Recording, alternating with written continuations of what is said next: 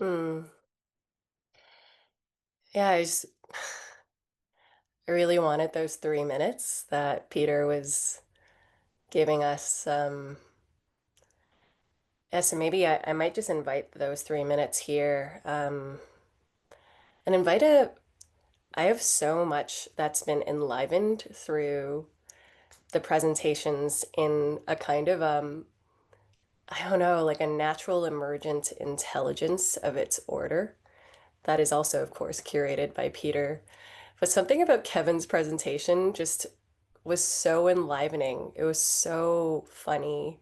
Um, yeah, so I think I would love for just like a moment of quiet to even just feel that quality of almost like that bubbling sense of what laughter erupts out of, like a quality of pleasure, a beingness into just a body that wants to giggle.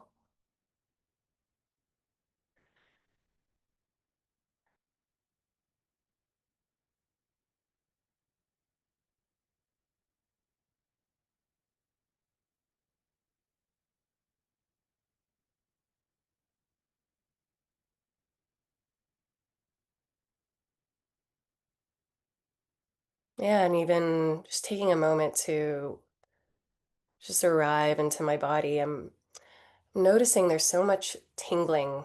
Um, I feel, yeah, I'm looking at my own screen at something I drew myself, but I'm actually feeling it come even more, kind of pulsatingly alive. And I feel really grateful for this frame to be able to step in and through in sharing about oracular bodies, which is, I don't want to go too far into just the kind of like the research of it. There's a lot of text in the screen in front of you. I'm not going to read all of it. Um, but I just want to share that it is a kind of phenomenological soul study that I've been led into about a year and a half, 2 years ago. And I'll only share the beginning, which is there was this sensing into the mystery of oracular being.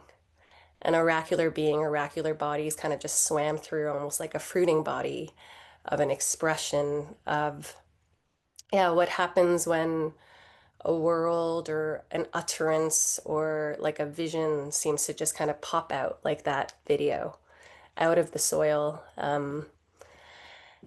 And especially in the darkness of the not knowing, where do insights, just true insight, just suddenly break through out of the darkness? So sometimes we encounter those who seem to live in the gap between worlds. Their bodies are more transparent, diaphanous, flickering in the liminal fascia between many planes of reality.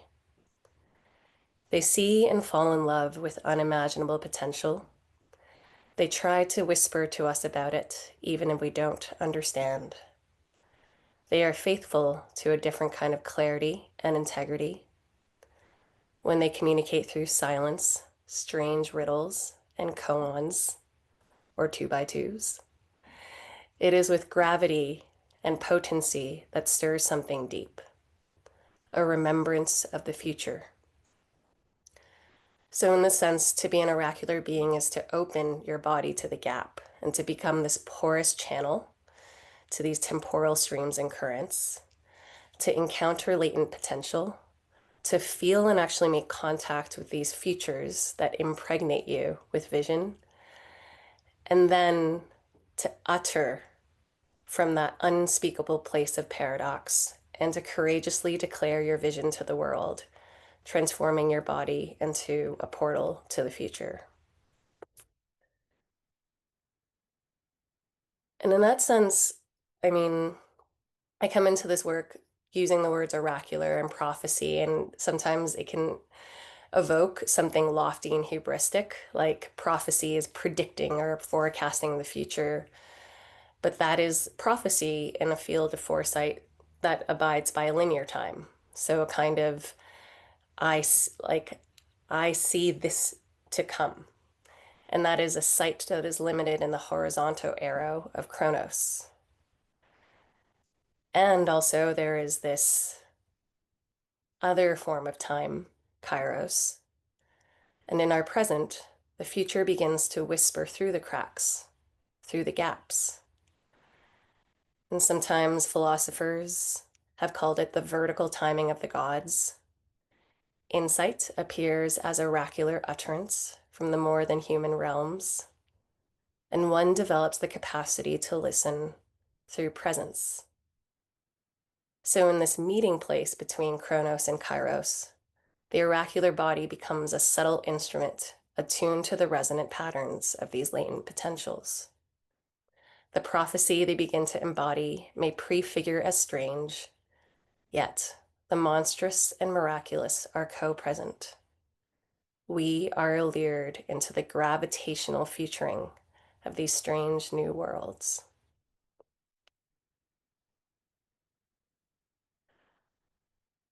So I want to bring us maybe more into the felt sensing, the diving deep and sensing in the dark of this kind of mycelial and also imaginal attunement. And yeah, a kind of teacher to the liminal network, Bonita Roy, in one of her pieces about lyric culture, which is a kind of like lyrical form of being to navigate back loop realities. And that's in the panarchy loop. There's a kind of deconstructive collapse, a falling apart of the back loop that needs to happen for new growth to emerge.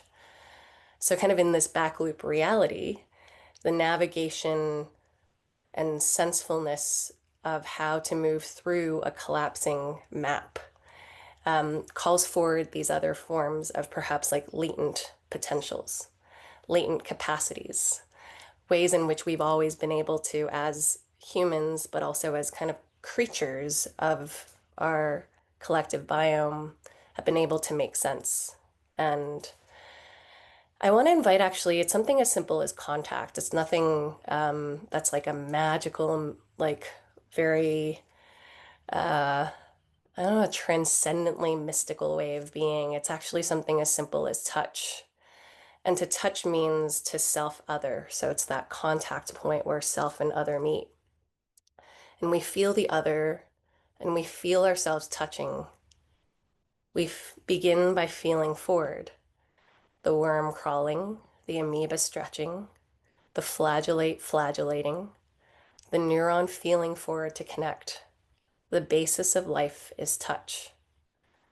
So there's this quality of moving forward, but perhaps is it in the vision of a world, or is it something that feels much more present and even postural, erupting through?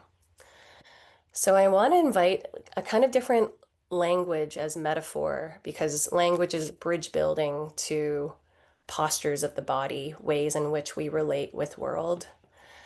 And there's this imaginal realm, this realm of potential, this way of relating with that which is beyond the temporal knowing of Chronos or human sense making. It's often considered like how we relate with the divine realms, this in between intertidal space. And in this imaginal space, it feels like fields and undulation. There's this morphological sense of potential. And I really love actually the Joy Division um, cover. That's actually the kind of like the resonance pattern of a pulsar.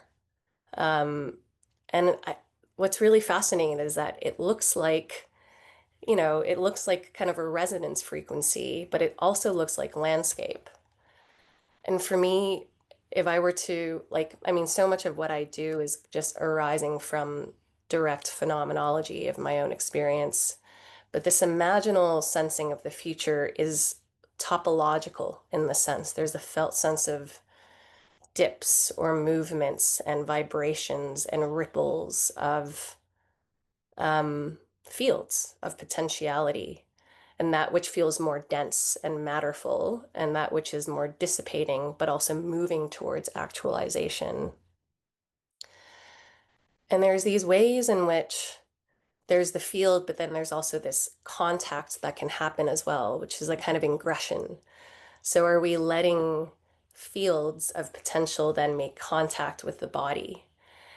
And that's in that theory of the body as being this mycelial, kind of like fascia-esque, ecological, mutual, noosphere, yeah, way of being able to move through many dimensions of networked sensing. The contact point is actually where life and manifestation and creativity begins to be born. And it's almost like patterns that were in potentia or archetypes just start to almost like move itself into reality and perhaps even erupt. This is like an image of a submarine and underwater volcano just erupting. And I sometimes imagine, like I saw a video of it, but it's just like the slow moving blooming of these clouds of energy from the earth, like from the core of the earth, just erupting through, but held by water. And the potential that also forming new islands that didn't exist before. And then just like in this eruptive quality, there's this quality of like life just wanting to like move through and life forming and something that was perhaps like more diaphanous or field like beginning to like matter itself into being.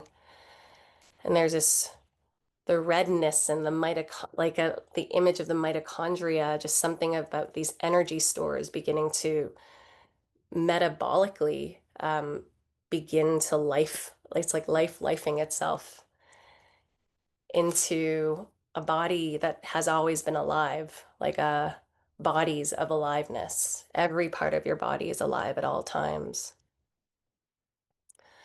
So something about worlding and this I like it's like the human creative capacity to world. So to feel the possibility of something that has not existed, and then to bring that, to birth it into actuality, almost like as something as like a life that hasn't existed before coming into the world.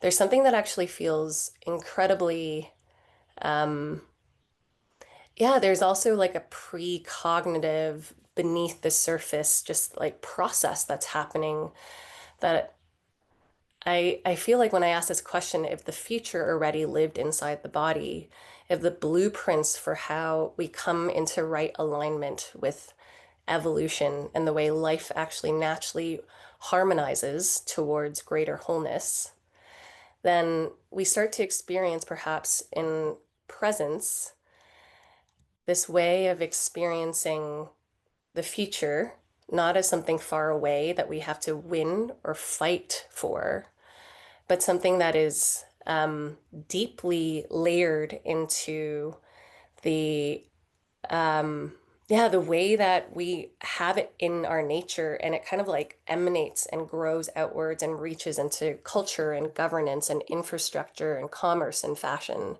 So I almost want to come back to the nature of almost all of these enfolded futures that are just wanting to open up and erupt out of our bodies.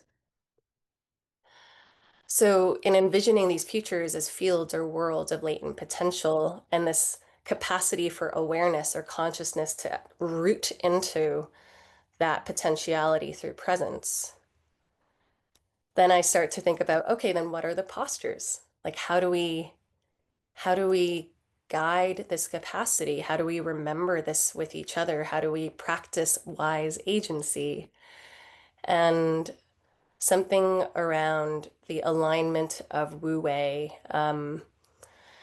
this kind of Taoist notion of effortless effort has always kind of come through as you kind of move with the flow of something larger than yourself. But there's also this, yeah, way in which something feels to be in alignment, held through the tensegrity of many different ways of sensing.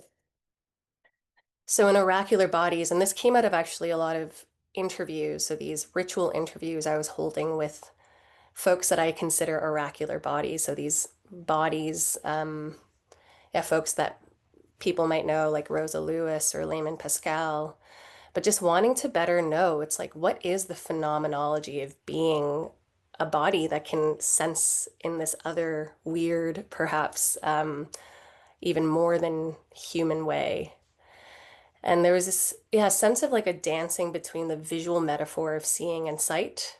So vision with also this embodied way of sensing and feeling, and then holding in perspective and intimacy the parallax of sensefulness. So really coming back to the body as the sensing organ of attunement and resonance, and a kind of organ of truth or a valueception, as some might call it that as well. And moving towards, like it's like, oh, my body is naturally attracted towards truth and beauty and goodness, or allured towards more wholeness. And then there's oracular desire, which I just want to say all of these is like a training ground as well. There's a mastery to it, but this dancing between the capacity to release into mystery, but then also to birth and actualize desired potentials. So there's this, again, tension between freedom and like desire, and then being able to, in that tension, almost like break through soul longing into creativity, but like a creativity that again is much more, it's like it's robustly both pattern and also matter.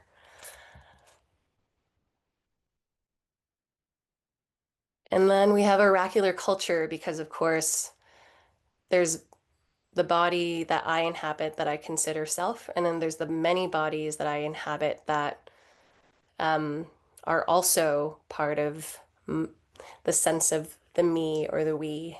And this actually, and this is where the most contact and friction and tension that actually generates the fire for creativity and new worlds to erupt happens, which is in the tension between the devotion to one's own worlding. So, what is the world that's wanting to birth through me?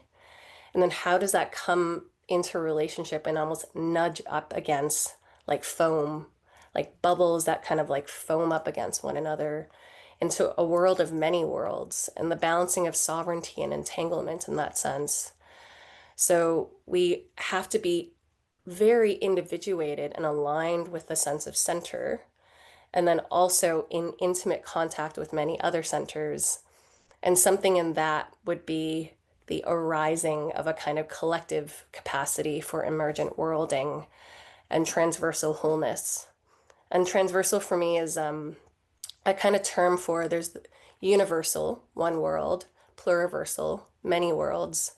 But the transversal would be almost in a pluriversal sense when worlds bump up against one another, the friction can actually generate a new world in its latency to erupt through. So there's a whole other plane of potential that needs to synthesize through these moments of contact. So I guess, yeah, I want to complete just by saying that this is a quote from um, that I found in an artist's website about Thomas Sarah Menso, I think is his name. But he does a lot of artwork around bringing kind of these visual senses of network and spiders' webs into reality and thinking about matter and interconnection. But this quote just kind of captures something, describing how life is not just about matter and how it immediately interacts with itself, but also how that matter interacts in interconnected systems that include organisms in their separately perceiving worlds. Worlds that are necessarily incomplete, even for scientists and philosophers who, like their objects of study, form only a tiny part of the giant, perhaps infinite universe they observe.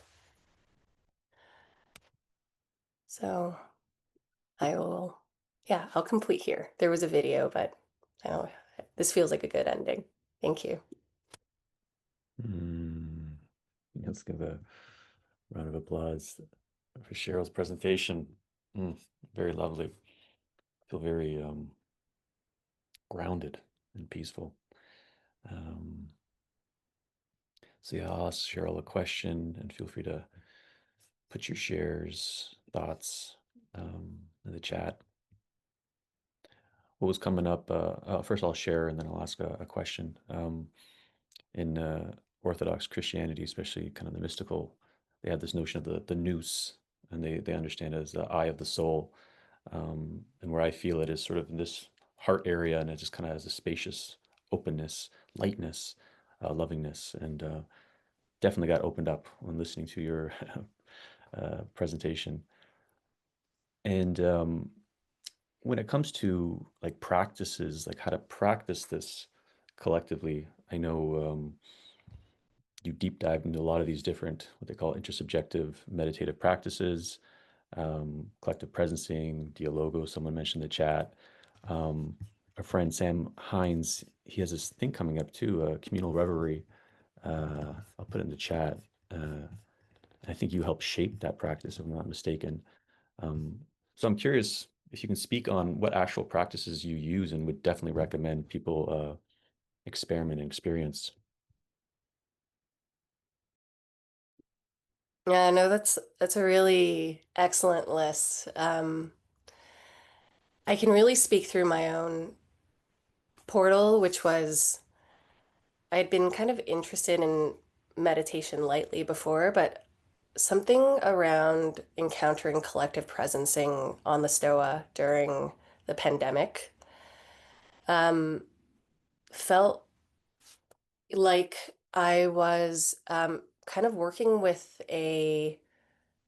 yeah, you can call it a social technology, like a we space practice. But I remember there was this way in which, and the intensity. So I think often potential feels like intensity because it's like that which has not yet materialized that is still kind of like vibrating in you. And in that sense, it's like the seed is holding all of that potentiality, and then it kind of needs to like move out. Um, and I realized that for a lot of my life, containment around the intensity of potential is just very challenging.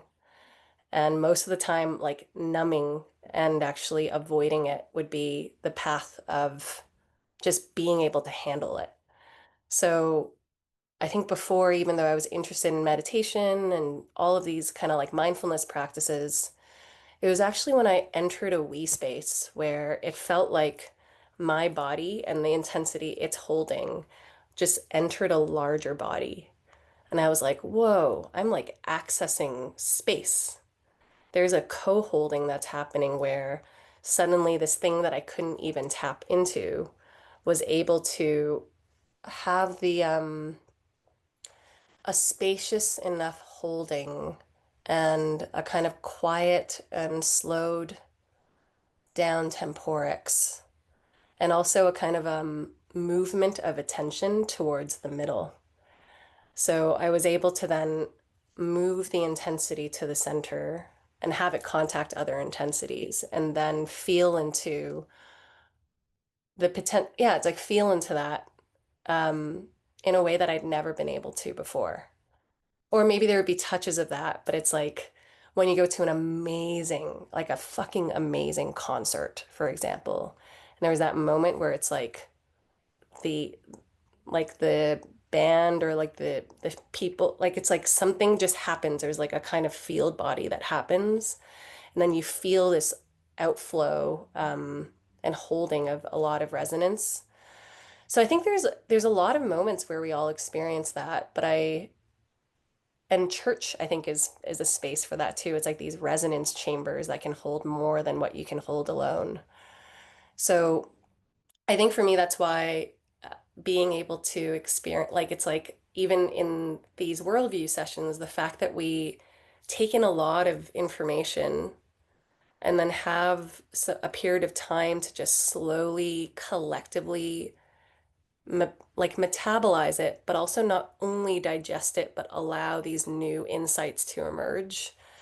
I would say that the collective body is much more, yeah, it's just it has a greater capacity and intelligence, and then also a lot more messiness. potential messiness as well and relational entanglement. So I guess like I'm very in kind of response to what you're sharing. I think some kind of movement towards becoming more porous to we space and kind of like these collective forms of awareness, but then also simultaneously working on having like a deep. So this is where doing your own writing, doing your own practice, like really coming back to your own core and your own uniqueness needs to be in some kind of tensegrity together because you can lose yourself in the we as well very quickly. Yeah, and that was going to be my follow-up question, which is related to Kevin's failure mode of the mycelium trajectory, because there's like it's not all we spaces are made equal. Like the criticism of like circling, which is the most probably popular one, or like kind of T groups in the therapeutic sense, is that they kind of collapse to the most neurotic person instead of like maintaining, elevating people to individual sovereignty while maintaining that spacious we-ness. Um, I'm curious if you have any thoughts, because I imagine you experienced both of those in we spaces. If you have any thoughts about like if the actual container um, helps, and then the guidelines and the invitations help um, have that more upward spiral rather than the downward one. Yeah, I'm always longing because I'm also a designer. It's like I'm always longing towards the it's like these simple protocols that have it almost like the simplicity of like a haiku. It's just they're like in an affordance where by simply saying, "Oh, we're speaking to and from the middle." It's like you can try to explain that, but it's more like just a little key. It like bends your awareness towards the center and not from here. And something just shifts in your perception and collective attention as well. So there's the protocols, and the tech, you could say the constraints of the technology. And then it's also, yeah, I think for me, I learned through a lot of trial and error that protocols and patterns have to are still embodied, and they're still embodied by bodies that can be more experienced or more masterful. And then they can be embodied by bodies that are less experienced and maybe have a lot of like stuff. So even on like a bad day, the way I hold space is very different from on a good day, the way I hold space. So it's not like yeah, it's not static. Um, but I feel like that's why another principle is you never host alone is like a really good CP principle because never hosting alone means that if you are shaky and there's stuff that you're like distorting the field as a space holder, then you always had kind of you have your team to be like to fill in. Um, so I do feel like there's almost I would like to see more of a kind of collective dharma or lineage arise more with clarity and discernment around what it means to do this work with clarity around your own holding, what you're participating in, what you're responsible for, and what makes something well held. But yeah, I would be careful as well and just trust your body if you're entering a container. Mhm. Yeah, yeah, so good. Um, and I have a lot of thoughts on this. And Cheryl and I are in conversation of doing an inverse course specifically on this whole making and these intersubjective meditative practices, sampling them, and bringing the kind of people who are quite proficient in them. So staying tuned to that.